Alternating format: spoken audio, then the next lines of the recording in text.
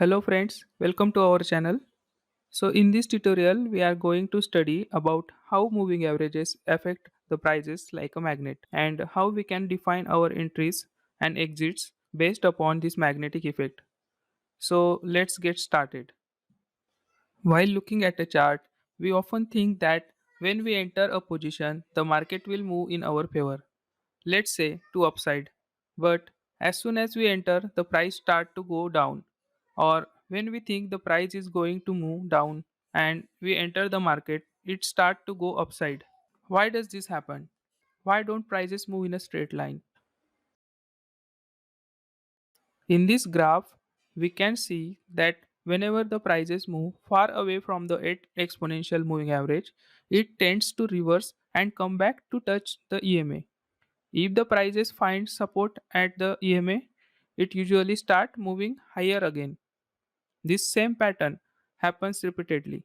Where the price move up gets far from the EMA, then it retraces back to it before continuing upward again. This is called the magnetic effect of the moving averages. So on this chart, we can now see how the 8 exponential moving average helps us to understand when the price pullbacks happens. The chart clearly shows that having the 8 exponential moving average is beneficial for identifying the entry and exit points. When entering a position, it is important to see how close the price is to the 8 EMA.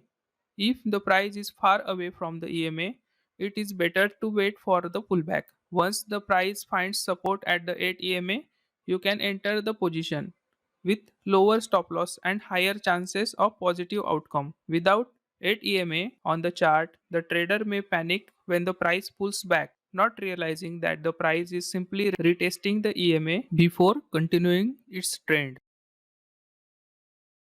Now you understand how we can time our entries and exit using the 8 exponential moving average. By observing how prices behave near the 8 exponential moving average, we can determine whether the trend is likely to continue or not. If the price is far away from the EMA, it is better to wait for a pullback and see how the price react around the EMA before deciding to enter the market. So that's it for this video. In the next video, we will study how prices behave during a strong uptrend or downtrend, and we can also deep dive into the behavior of other moving averages in relation to one another and the price. And additionally, we will explore how larger moving averages acts as a magnet, pulling the smaller moving averages and the prices to help identify the long term trends. Thank you for watching. See you in the next video.